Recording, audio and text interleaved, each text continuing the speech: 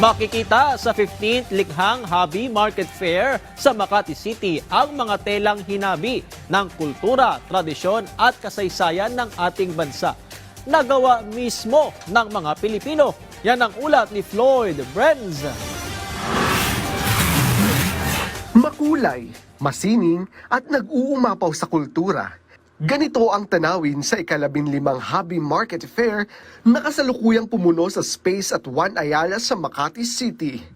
Isang makabagong anyo ng pista ng sining at pamana. Ang Hobby Fair ay parang isang malawak na alaala ng bansa. Hinabi mula sa mga sinulid ng tradisyon, pagkakakilanlan at malikhaing kabuhayan. Sa paglakad sa makulay na hanay ng mga tela, mararamdaman ang tibok ng Pilipinong malikhain. Hindi lamang ito bazar ng gawa kamay. Ito ay isang karanasan.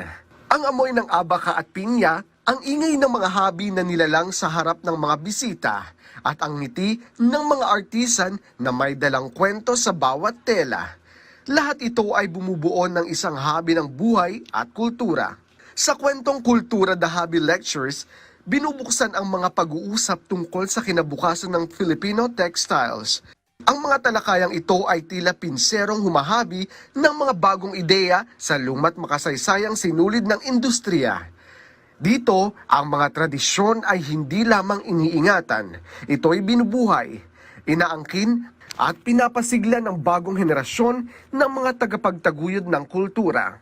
Ayon kay Hobby President Mia Villanueva, ang Likhang Hobby Market Fair ay isang pagdiriwang ng mga kwento mula sa mga kamay na humahabi na hanggang sa mga pusong nakikibahagi.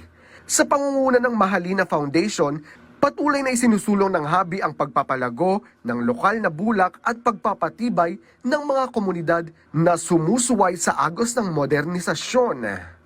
Ang paghahabi ay hindi lamang isang sining, kundi buhay na kwento ng pangarap, pananampalataya at kultura ng bawat Pilipino.